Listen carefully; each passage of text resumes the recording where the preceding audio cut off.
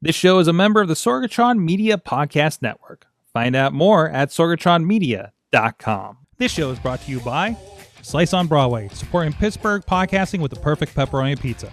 Production services by Sidekick Media Services. And listeners like you, supporting us at patreon.com/AwesomeCast.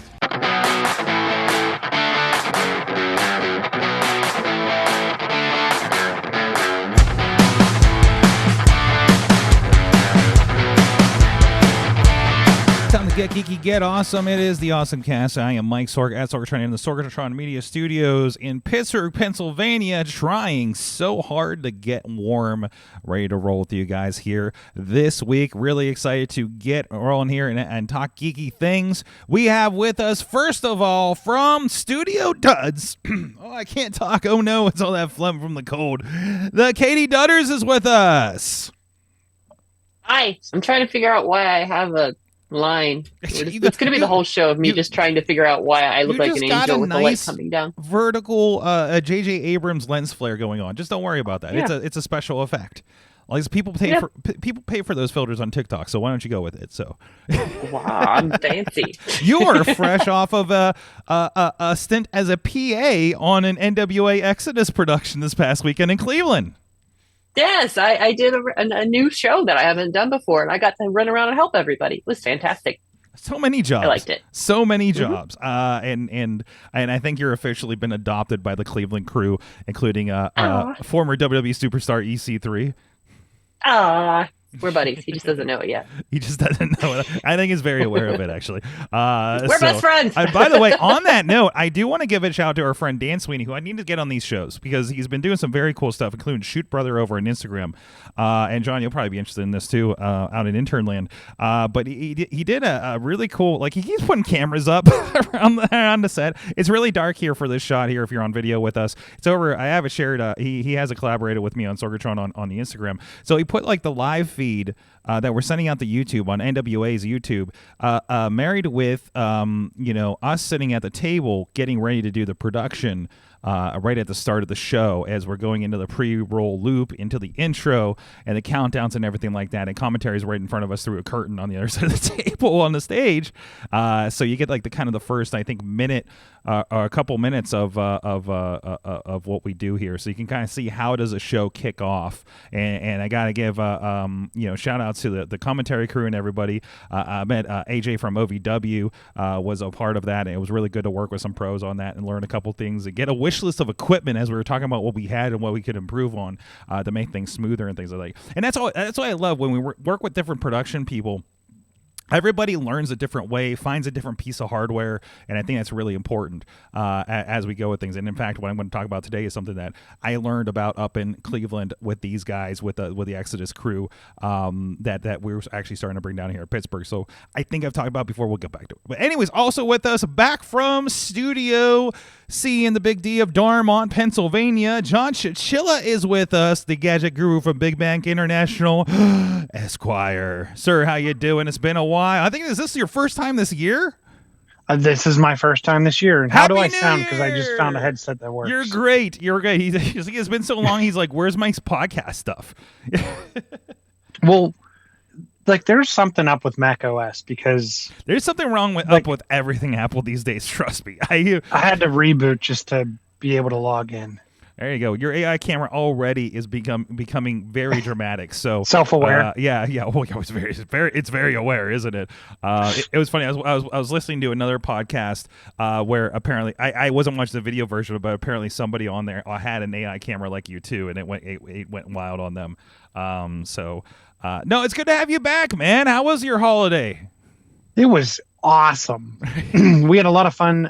If you're in the Pittsburgh area, I highly recommend checking out Row House Cinema and taking in their Die Hard at Christmas time. Yes. We got to see the dazzling lights at the Pittsburgh Botanical Garden. Also, highly recommend. Just a lot of family time. We got to see the Steelers on Christmas Day. Wow. Unfortunately, lose to they play Kansas City.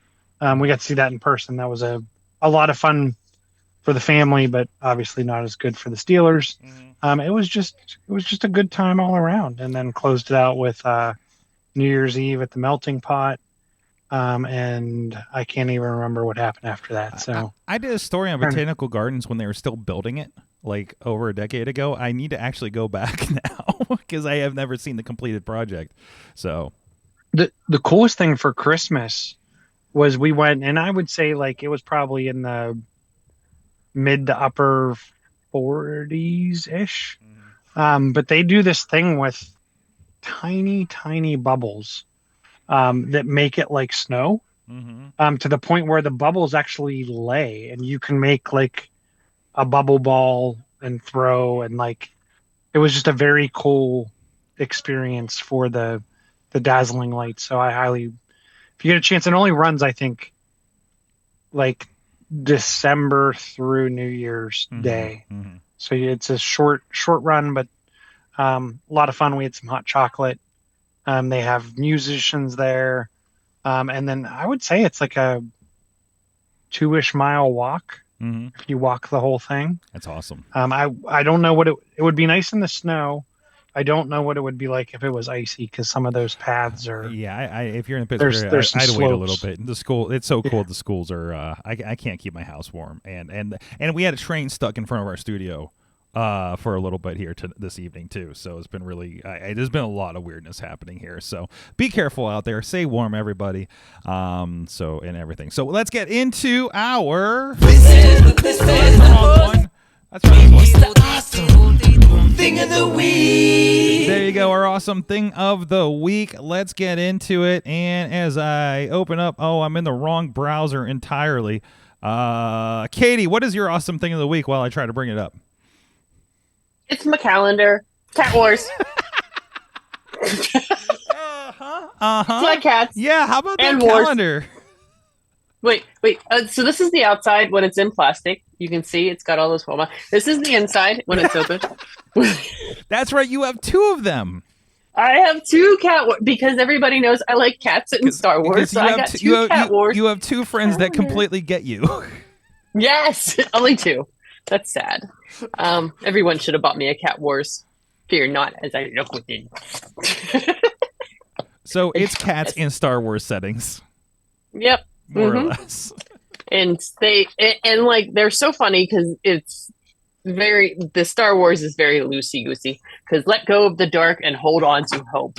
Like, I love it because it's like very AI. Like, let me just dump a bunch of Star Wars. How AI versus what was it? Lolcats?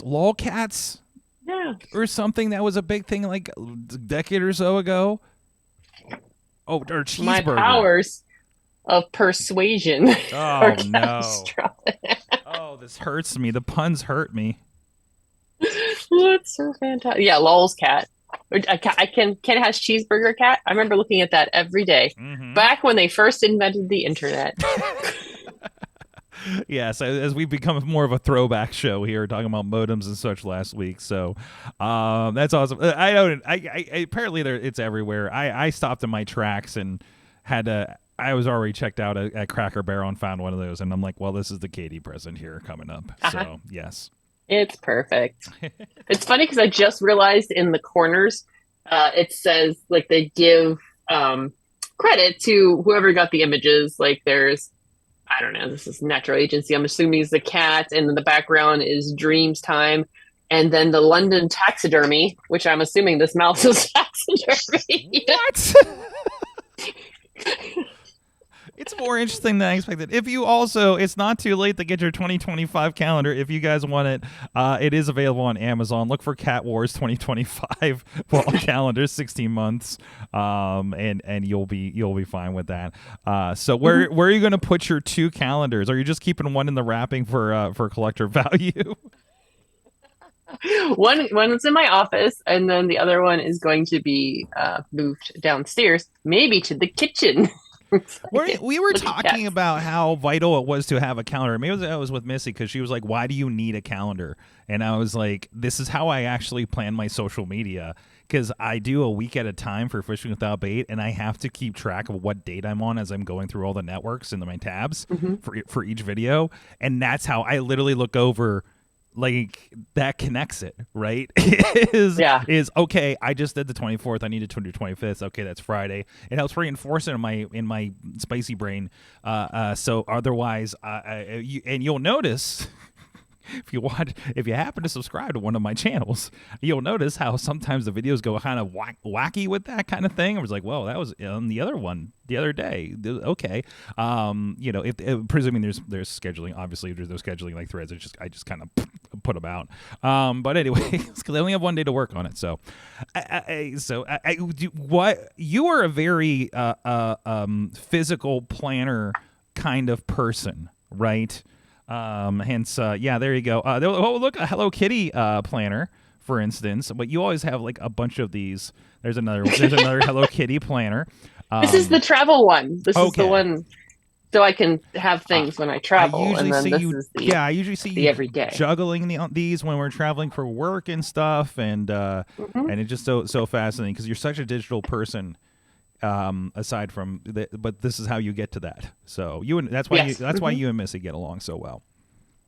Yes, and so you were talking about the calendars and like having the physical calendars, and I saw somebody post that they take their calendars, they'll do get a desk calendar like and rip out all days, and they'll do like 1, 2, 3 like into like 3 across, so it's like quarterly. Mm-hmm. So she's able to go, okay, this will be end of this quarter. Like I was like, I've never thought about that, and like being able to visualize beyond a month like that. That's what Missy does. That I think she has 3 calendars on her thing, and she cycles them down, and then like okay, 3 months out, 3 months out, 3 months out. It's part of her process for planning things too.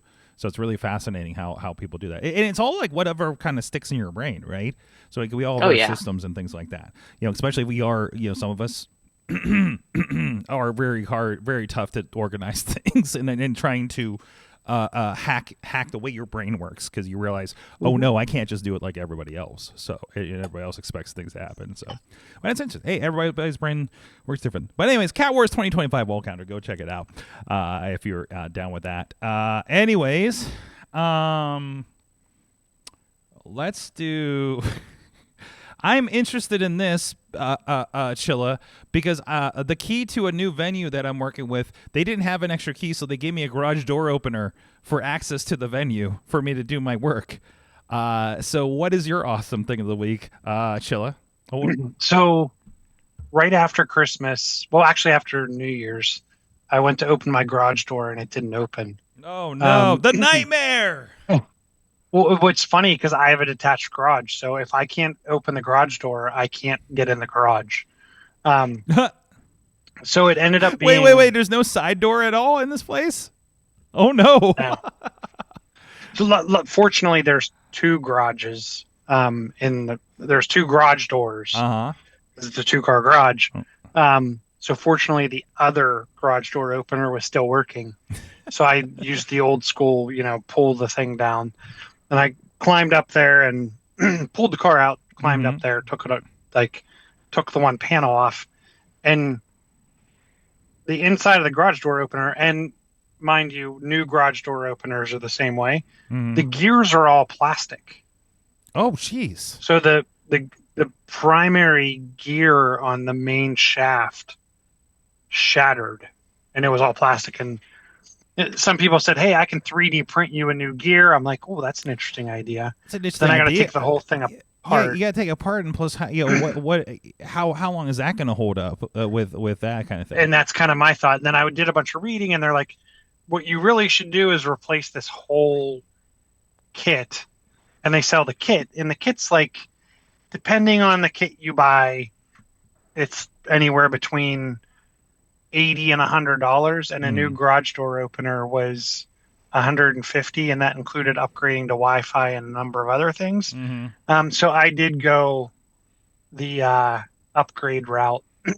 The link I put in there is for the same one on Amazon that actually has also a battery backup, that if your power goes out, it still works. And this is the which I thought was neat. I did not get the battery backup. And this is the Chamberlain C2212T Smart Wi-Fi Garage Door Opener.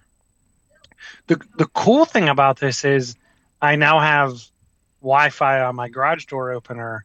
And like you were talking about, hey, someone handed you a garage door opener to get in the garage, I can use the MyQ app and issue you a temporary time-based key for the Nice. garage.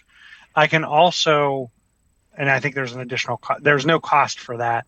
I can also tie it to my Amazon and Walmart accounts, and they can do deliveries into the garage, which I think is pretty neat.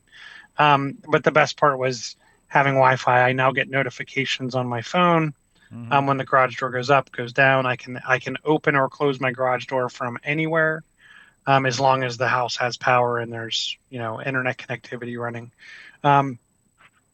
The most interesting thing is, because I still have another garage door opener, right? I wanted the same capability. Chamberlain sells the Wi-Fi MyQ kit I got it for $30. So if you have a garage door opener and it is not broken, but you want to add the MyQ technology to it, for a mere $30, and probably I would say even for a non-technical person, maybe 25 minutes of your time, you too can have a smart garage door opener. So actually, to the second garage door, I actually added the other $30 kit, and now I can control both garage doors. Nice. And I can see when they go up, when they go down. I can see what the current status of the garage door opener is. The hardest part was my garage is like a Faraday cage. So I had to actually do a massive amount of work to get Wi-Fi to the garage, but I'll cover that next week. I love you have a two-parter. I like this. You're leaving us in suspense. I was I'm thinking leaving you. It's a cliffhanger. There you go. There you go. Again, that's a Chamberlain C2212T Smart Wi-Fi Garage Opener over on Amazon, which I have a link here in the docs as well. So, awesome. So, my awesome thing, and again, I think this is a recap awesome thing, but we've had a lot of time working with it, and it's been really, really beneficial. So, I want to cycle down to kind of more use case situation.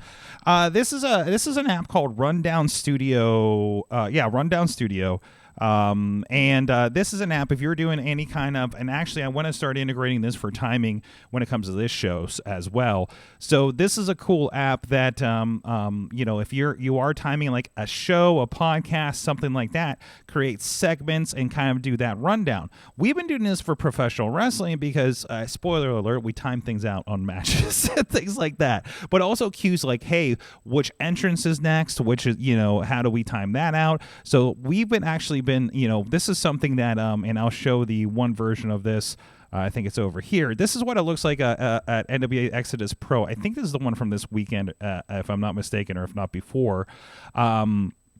But the idea is the rundown actually, and there's actually an added thing in here. He hooks up Jared, who's really awesome with Exodus Pro, another Art Institute student, by the way. So I think we missed each other by a couple years. But still, they do the whole rundown here. That's the run of show, and he even has graphics in there so we know what wrestler is which. When it says, hey, this is so-and-so's entrance, and it was like, hey, it's this guy. Hey, here's the music that's going to play. Here's the, he puts in there the go home from the intermission, the go home from like the pre-show and everything like that. What song to listen to basically as a cue is like, hey, get in your places and things like that, right? It's very, very cool. And you see there's, so this is a windowed interface where you do have the rundown. You have actually the YouTube live stream, so we can have like a little bit of a confidence to know there's nothing happening with the live stream. And also there's the timer of what segment you're in. So what happens here is, and I can even pull a sample up here. This is the one we do for the training nights, and I'll do one from, we had a big one for a big Friday show here, so it's probably going to be the most complicated here. So the idea is, if I'll reset the show here, and what you'll see is you can do is start a show, and you see, okay, the entrance is for, DOJ. We know that's the Department of Jocks on the back end, and they have a minute for their entrance, and we see where they're at.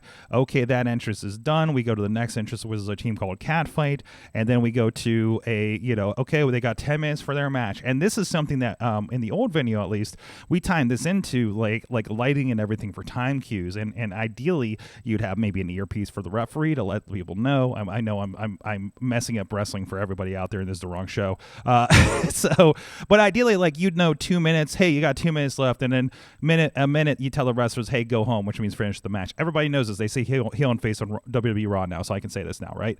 And there's notes like, hey, this team's going to be going over. Hey, there's going to be a run in, and then you got time for the post match. This way, like, somebody can put this together. And I was actually able to teach the booker, who is a wrestler, how to do this. I was like, hey, do your things in Google Docs so you're not copy and pasting things out, and then, like, nobody has the most recent document. Put it in Google Docs, update that. Everybody always has the most recent when they click on it, right? Because things change going on in the shows, especially the kinds of shows where, especially with the weather, we had to rebook half the show last Thursday because of all the weather issues here in Pittsburgh. But again, if there is a change, hey, we need to swap matches 3 and 5 because of something that came up, or we decided to redo it, or talk to the other booking committee or something like that. That's all there. Now we have a computer at the sound side on sound, so they know what the cues are and where they're going. We have a computer for the commentary, so they know what's coming up next and what to throw to. And then we have one for us in production, so we know what's going on. Like, we have to throw up like videotrons and things like that, and have that all queued out. And again, it works great on iPads. It works great it works pretty good on the phone too.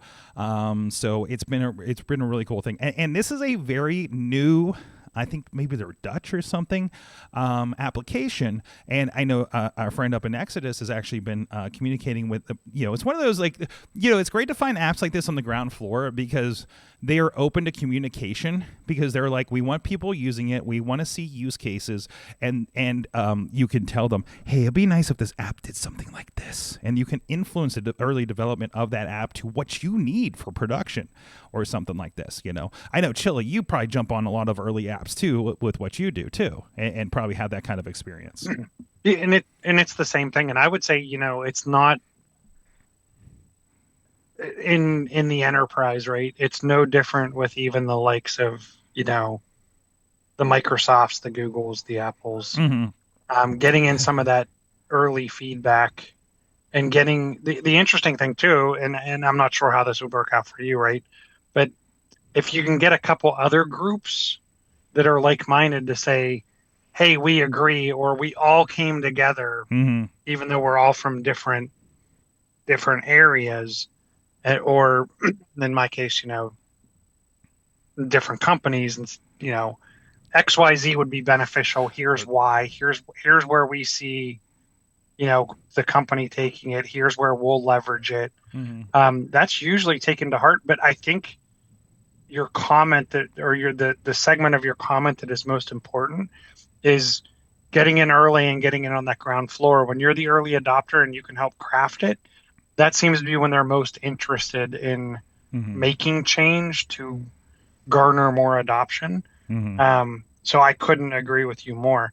I'm really interested, right? Like, is there a way to then tie that to other things, like in the whatever applications people are using, right? Can I make it where it sets up my OBS scenes, or it automatically flips? Like, I think it would be interesting if they built it where it worked with some of those streaming platforms to kind of make a cohesive transition segment. I really like what they have there from the timeline, but for some people that may be kind of rolling their own, and it's just a single person, to be able to hit those transitions, alter, whatever layouts you want based on what segment you're in. I could see a lot of value in that. And that's where I see like some of the Stream Deck macros and things like that working. I'm just interested where they could further integrate with other applications. I think you have an opportunity for that, because if you go to the pricing page, and we're all using the free version of this at this point. We're not terribly complicated. Wrestling show is pretty straightforward, and obviously some more complicated productions could use more apps out of this. And actually, as you get into the pay versions of this, you have things like, we could do the entire rundown as a spreadsheet and import a CSV document into this thing and just generate it, right? There is an API control option. They do, it is little pricey. It starts at like $25 per event for 2 members to be able to have a login, up to like $600 a year for 2 members for all these things. And then, as you add members, it really kind of like bumps up and things like that, right? Like 5 members is like $1,100 a year. But again, if you're doing a high-end production, that is chump change. When you're doing indie wrestling, that is a high dollar, kind of situation. If you don't mind, go back to that price sheet because I'm interested, right? The middle tier, which is kind of nice, right, is per event. Yes. So how much is one event with 3 people? One event for one person is $15. One event for 3 people, and we're talking about 10 days or 20 days. Like you can kind of pick your window here. 3 people is $35. So, but you think as someone that's doing this and potentially using this as part of their work, it's interesting. Like you could work that into your fees and be somewhat transparent. Absolutely. Hey, this is part of what we offer, and this is what you also get. And if you want to add a team member, it costs you a little bit extra. Or I can't believe we have some pretty big events coming up here with SAE, and I could see us kind of integrating something like this a little bit because there's a lot of like, hey, it's a race, and that's we kind of deal with that. But also there are things like if we do have like multiple guests and things like that, we can put that plan together in a document like this, right? So that actually may be very worthwhile for something like that. So or if we get to like a higher promotion, I could see starting to integrate something like this as well. And the big thing to me is those timing things because it's not quite as important because we're not doing television necessarily, but it is important to like, hey, this show ran a half hour long and we're losing the crowd, right? If everybody keeps adding another 2 minutes to their match because they're not hitting their times. Time cues are important when you're doing a production. Like this one here that's completely going too long for the first half of it, for instance. But yeah, and again, I think podcasting is going to be a big thing with this too. I might introduce this to my podcasting class at Point Park, partially just to see what happens when it comes to timing things out and everything like that. So because hey, new tools and everything like that, right? And that would give them another base to work on, and it'll probably work out for some people. So, anyways. No, I do want to start integrating for especially Wrestling Mayhem show that is like about 4 segments, and I always lose time in conversation because I'm the point person here. I see that being really important. So anyway, so that's Rundown. Rundownstudio.app is the application for that if you guys are interested in that. Even Katie, I think your friends at Jagos, I don't know what they're doing these days, but I saw them just like kind of going with like stopwatches and things when they're doing timers before. I could see them kind of using this for their live programs too. Oh, that'd be really cool. I think it'd be definitely easier, especially when you're integrating, like we have musical guests and because that gets to be a little bit challenging. Sound is challenging. And like I said, my big brain is the whiteboard in the back at a wrestling show gets replaced with a big screen that has this, and everybody sees the rundown, sees the changes immediately, can bring it up from a link that's shared on their phone, and they can see everybody's times to add a little bit of peer pressure to who's hitting their times and not. You know what I mean? Like it just kind of like builds that in there. Or you see, oh man, they went wrong. I'm probably going to have to adjust, right? Like right off the bat. So I think that's really, really interesting. Well, thank you so much, everybody that does support these conversations and these discoveries and sharing this amongst this audience here over at patreon.com/awesomecast. Thank you, everybody that does support the show over there, including our friends Cynthia Klosky, John DeGore, and Dave Ponner of the iPhoneography podcast that have been supporting. We do have some cool stuff going on there, including we do have a Patreon feed. You get the before chat and the after chat, things we don't talk about here on the show because we do like to keep it light and positive on the main podcast, but maybe we'll get a little more opinionated. And I think I'm going to move, I'll give you guys my podcasting class updates on the Patreon from now on too. Interesting things that I'm finding out about teaching students here. I'm 2 weeks in for it, so we'll see what's going on there. And I just had a meeting today about, because just get on the same page with things since I haven't done this in a while, and I'm new to the school, so I just want to make sure we're cool with that. And by the way, thank you everybody on LinkedIn that's congratulated on me on the new thing. I actually did the proper thing and said, hey, I kind of got a new job, and put it on there. So, but yeah, that's been a really cool experience. So, anyways, let's get into our old thing of the week. Did anybody claim this? I didn't pop back into the Slack if anybody called out for this one. If not, I do have one I can go back to. Chilla, you got to have something old lying around there. I don't. So, and I think I mentioned it last week. Unfortunately, I didn't get to attend the show. I have a link in the chat because the funny thing, T-Mobile still has the webpage up for it. Oh, okay. If anyone ever got to experience the utilization of a Sidekick, and you've been talking about this for weeks. If you actually go out to TikTok, and look up T-Mobile Sidekick, there's a whole group of people that are really hammering on T-Mobile to bring back the Sidekick.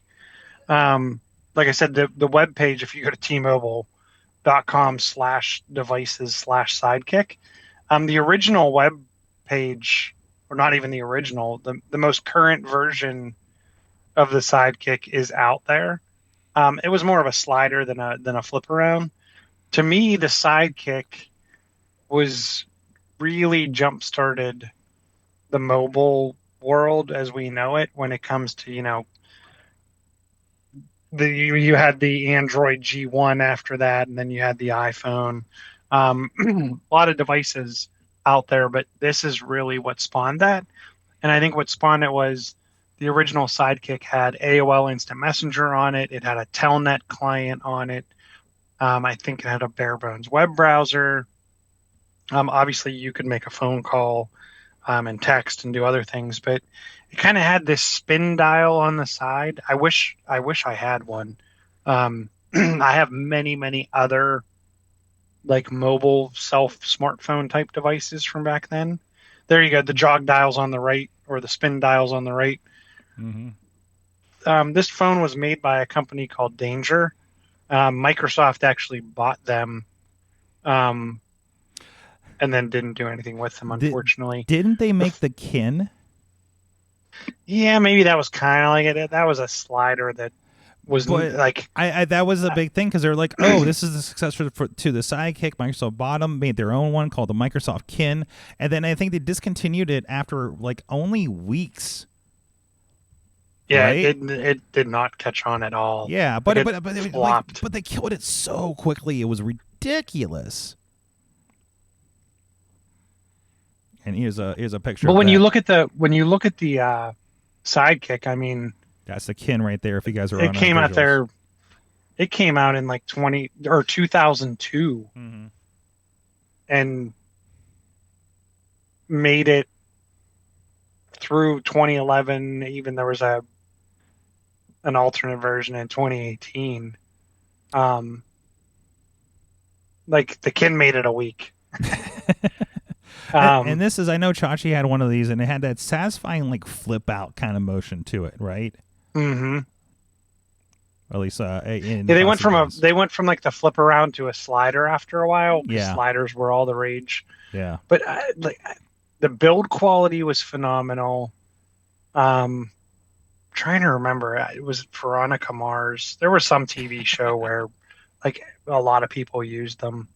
But this is a device like from days of old or ago to today. I think this device still reigns supreme, and in my mind, we should bring it back.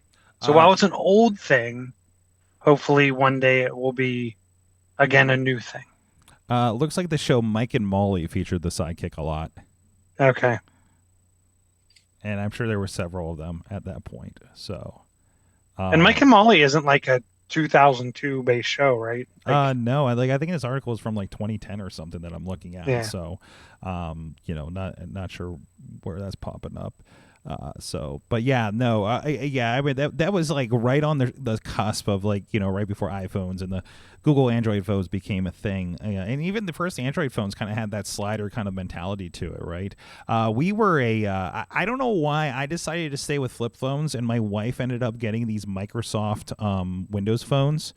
that were, there were the sliders and had I think they had styluses with them. They're basically PDAs, I think, as far as their form and everything like that. That was very interesting at the time, but very, very clunky, very, very clunky. You couldn't really do terribly much with them and barely could do any web things with them. It wasn't on a full-featured browser. That was the thing.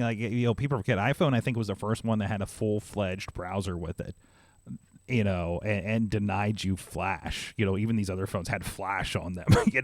Adobe Flash. And we can do another one on Adobe Flash because I'd love to talk about Newgrounds sometime. But anyways, so T-Mobile Sidekick. Man, what a blast from the past. Katie, did you end up with a Sidekick or anything?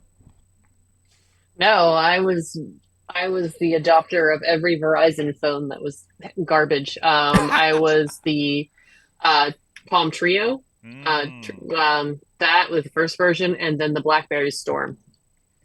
So anything that was really hot garbage. I remember having to help tech support my boss at my first big job, major video job.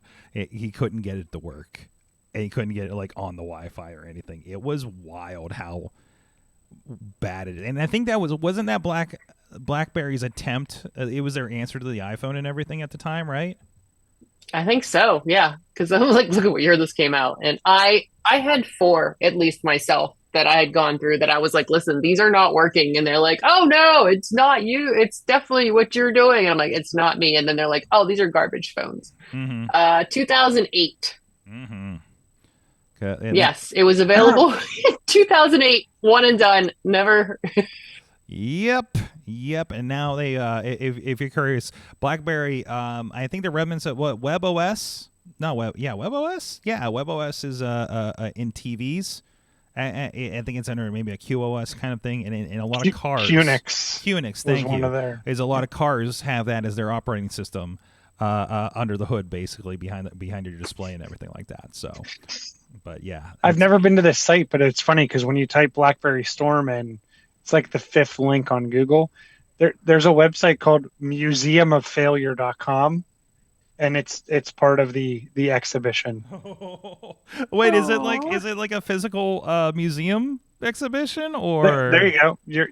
I don't know. Oh God, there's the commercial. I'd love to play the commercial, but I'm sure we'll get a take. You know what? No, probably not. I doubt we'll get a takedown for the damn BlackBerry commercial from 15 years ago, right? So, it was also weird because it wasn't like it was a, what do you call it? Capacitive touch. Like I think you had to press down on it in order for the touch to work instead of just like a tap like you do with phones these days. So it was a press in order to make it happen. Oh, look, there's Verizon guy. Hey, Chilla, remember when everybody thought you were the Verizon guy when we first met you? It's funny because I was cleaning out, I was moving some clothes around. I still have the Verizon wireless jacket. Because he walks into PodCamp I'll wear it next week. Dude walks into PodCamp Pittsburgh, and we're like, is the Verizon guy here? What's happening right now? And we all got to know you. So, oh man, good stuff. So wait, real quick before you go away from the BlackBerry Storm, this is a fun fact. The BlackBerry Storm sold 500,000 units in its first month, 1 million units by January 2009. However, Verizon had to replace almost all of the 1 million Storm smartphones sold in 2008 due to issues with the SurePress touchscreen and claimed 500 million in losses. Oh my God. That's right. Sorry, I was like, that's incredible. It wasn't me. It was everyone. That was, this is a teachable moment, but, that was, that's when everybody had exclusive phones. You would have, I think some of the phones we picked up that I forget what the make was, HTC, because nobody heard the name HTC. It was an AT&T something at the time, right?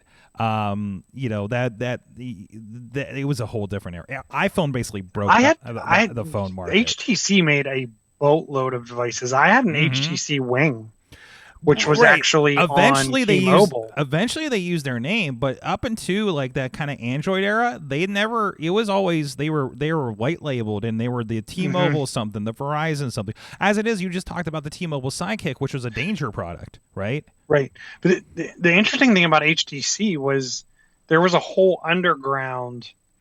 The device was rather open per se, and they were like the best devices. And there was a whole group of developers on the side building alternate ROMs and all kinds of stuff for the HTC equipment. I remember before jailbreaking was a thing, getting it was the XDA developers group that was building alternate ROMs, and it was all based on HTC devices. And they were also known for their Windows based Pocket PC type phones. Awesome. Another museum of failure type idea. I want to go through this museum of failure so bad. I think we'll get some more material out of it. Well, let's see what else we got from the news this week. Yep, it's the news. Katie, let's start with your news, your Spotify thing here. And that's actually interesting because I actually learned a little bit about Spotify today myself, about some of their offerings.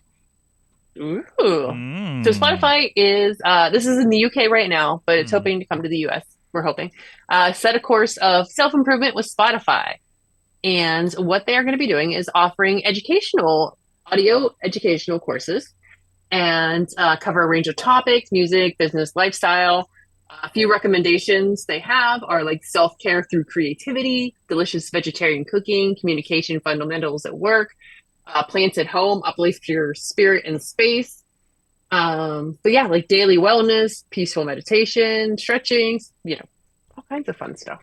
So yeah, they're going to be expanding beyond because they're in music and podcasts, and now they're going to get I think they're also audiobooks. Yeah, audiobooks, and then this will be the fourth thing. Are we sure they're not AI generated? Because, they seem to like to do that these days. What, the audiobooks or the... No, AI generated. Oh, the courses or... Yeah, well, I didn't know for self-help and things like that. I mean, there is like the Notebook LM stuff where you can generate a podcast out of documents. So I can see Spotify jumping into that because that seems to be where they're at these days, right? Mm-hmm. Yeah. Everybody who isn't using the AI to. Yes. I learned related as far as Spotify goes. I learned that I did not realize. I think I remember the story that they bought Anchor. I did not realize they turned into that spot. I haven't looked at that site yet. I need to research it for this class. A Spotify for podcasters where you can do your RSS feed and everything through them. And it does give you a classic RSS feed. It's not just in Spotify. So that's a hot tip for podcasters that want a free RSS feed to host situation. I would caution also, if it's free, you know the deal there, right? It could go away anytime, and you may be the product. But still, like if you're getting started, it's a nice spot. You can always move later, ideally. So I hope I'm going to find out soon because I just learned about it today for my students. But anyways, no, very interesting there. So they are kind of becoming audible a little bit, aren't they? When it comes to this. Oh yeah, because they're actually undercutting. They're lower priced than Audible. So it's like, ooh, wait a minute. So you said some of these are audiobooks to begin with? Yeah. So there's an audiobooks and it's separate from these learning courses. Interesting. Because I could see them just going deep into the audiobooks thing. I wonder if they would have trouble because of Amazon probably has a pretty good stranglehold on things right now, right? But I mean, they're trying to diversify. They don't want to hang on to the music business. We've seen what they're doing with podcasting and everything, right? Trying to build out and keep people in and keep advertisers and all that kind of stuff. So they're going to turn into an everything media app. I think before we know it, everything audio media at least, and actually I think they may do video as well when it comes to podcasts. From what I was learning today. So, as it was stated, about every student's got a Spotify account, right? So, why not? I feel like an outlier doing YouTube music, but I like not having ads on my YouTube too. So, but anyways, it works out. 250,000 audiobook titles in their subscriber catalog. Jeez. This is beyond self-help? Yeah. Well, I mean, there might be self-help books in there. But okay. Audiobooks, over 375 titles? Wow. It's about 375,000 titles available to purchase in Spotify web player and then listen to it on any device. Wow. That's crazy. Chilla, what do you want to bring up here from the doc? I thought it was, and I didn't get to go super in depth in it, but I did see the blurb Podner has out here with the Canon with multicam for where they're bringing iPhone in from a multicam perspective, but I do have some background on the last one I put in there, and it was more of a tip, trick, and a nugget. For those of us that are always looking to pass files around or do something on a mobile device, I actually got one of these over the holiday because I had a spare M2 SSD. And this little enclosure device is actually magnetic. It allows me to pretty much plug in there's an SSD inside that device. Mm-hmm. So I have a terabyte of data that I can access Jeez. from pretty much anything with a USB-C port. If you format it correctly, I formatted exFAT. So my Android device, my iOS device, and all of my laptops, as long as I have a USB-C port, this thing plugs in and I can copy files back and forth. I can access the data off of there. I got this one, and there's a multitude of these things out there. But I got this one because it was round, small, and fit on the back of a phone. Even if you have an Android device, they give you a little magnet ring to stick on the back of it. It works extremely well. So if you have one of these little small M2 SSDs lying around, Yeah. And these are the same ones that are in the Asus Republic of Gamers, Ally, handheld. I mean, they're all over the place, right? Or you can pick up different sizes, relatively cost effective. Super cool little device and works extremely well. It also has 2 additional ports. So you can plug an additional USB-C device in and also pass through charging to your devices. So this is highly recommend this. Just to loop back here, because I don't think we said the name of the device. So it's the Hagibis Magnetic M2 2230 NVE SSD enclosure with MagSafe, and it's just basically this little kind of circle puck thing that attaches to the back. It has a USB-C that comes off of it, and these M2 hard drives. These are not things I think a lot of people know about. It's probably relatively what you have in your MacBook, I would presume. Actually, those are probably soldered on now I think about it. But I know there was a version of this that when I had my I talked about the mini PC that we use for our vMix graphics. If you want to upgrade the hard drive there, I was looking at it was a certain version of that, and I think I even got the wrong kind to put in there or something, right, and had to return it. But it basically looks like an exposed little circuit boardy thing that's probably the size of an SD card that goes into this thing. So that's really cool. Yeah, and the reason I didn't mention that was more for reference, and I have the Hagibis one.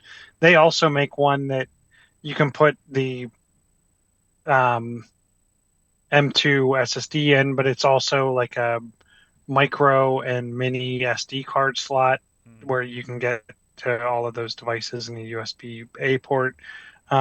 There's a number of companies that make this. I would urge you to just read the reviews on Amazon or read the reviews on whatever site you're on.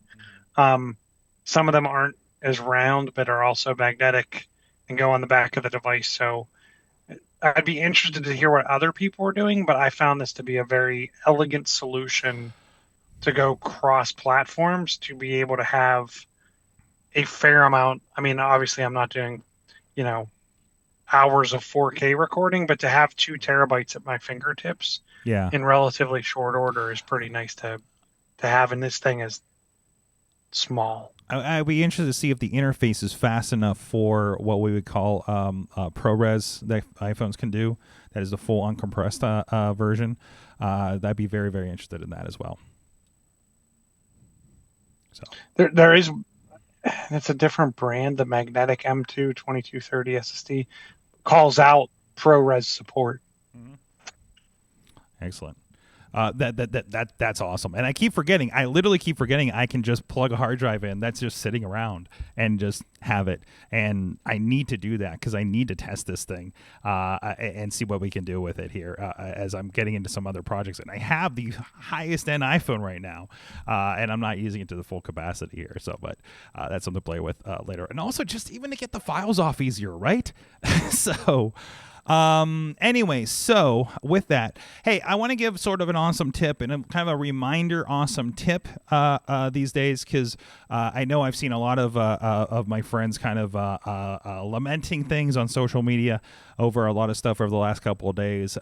So just a reminder, and I put this as a tweet out earlier, if you're on any social media, even if it's one of the, you move to a new one or anything like that, especially, kind of think about that, regardless of what the platform is, how the platform is, one thing you can do for your own mental health and your own, anxiety levels is to get in there, get into the security, mute and block conversations that do come up in your storyline. And then there are certain words, keywords, people you can put in, names you can put in, terms you can put in of certain subject matters that you, because I think in most cases when you're on social media, you don't want to get bombarded with all the things that piss you off. Hopefully it is a place for conversation for you. I believe that is to be connected with people. I think that's very important. But if you can knock out some of the, things that, don't need to be on your feed, go into your security settings, and there should be something about mute words on there on just about every platform to be able to take care of that. I do this, and again, while I'm listening to other podcasts that talk about how much of a cesspool X platform is, not the X platform, but you know what I mean. But also you know what I mean. I don't see that. My feed is podcasts and pro wrestling content almost exclusively, and obviously things creep in as certain subject matters are coming up and we're reacting to things, but amplify the good and have good conversations, and look for the helpers is always my advice when we come to these kinds of crossroads like we may be this week for a lot of people out there on social media. So I just want to put that out there for everybody as a reminder.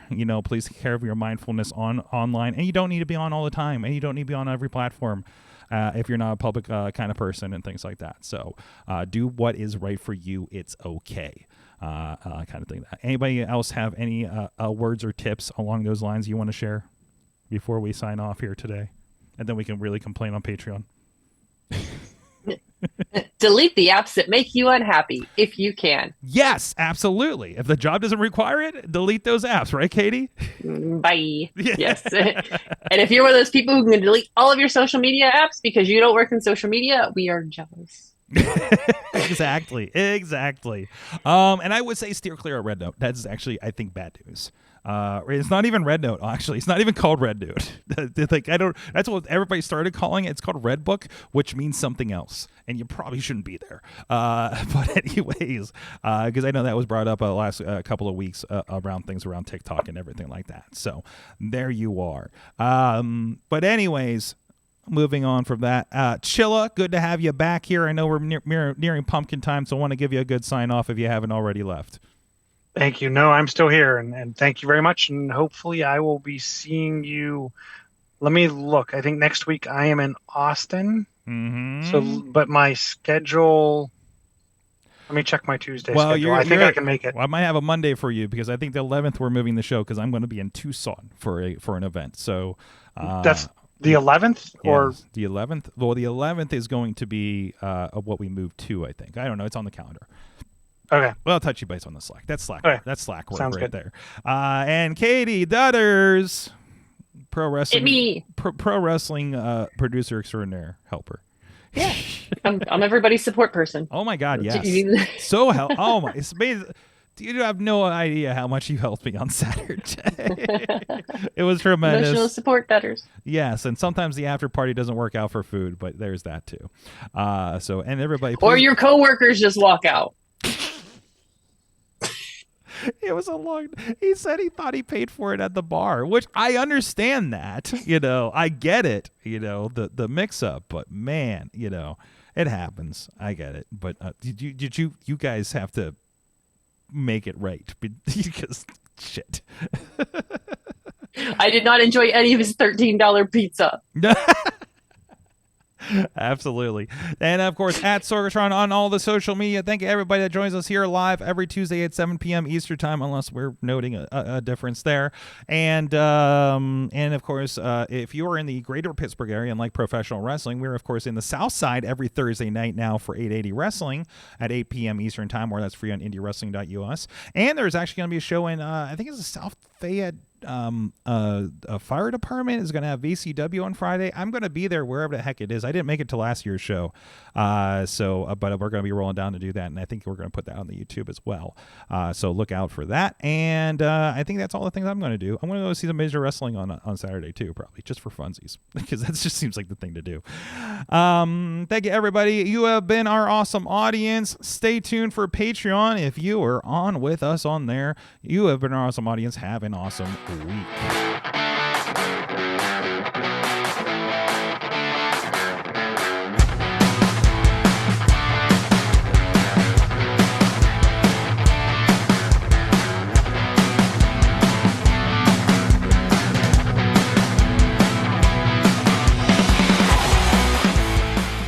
This show is a member of the Sorgatron Media Podcast Network. Find out more at sorgatronmedia.com. I'm Eamon. I'm Merlin. And we're a gay. And his NB. Are you a reality television connoisseur? Do you like it discussed from an LGBTQ lens? If so, A Gay and His NB is the podcast for you. Hear us break down all your favorite guilty pleasure reality shows from Bravo, Drag Race, and just about everything in between. Listen to A Gay and His NB on Apple Podcasts, Spotify, or wherever you listen to podcasts.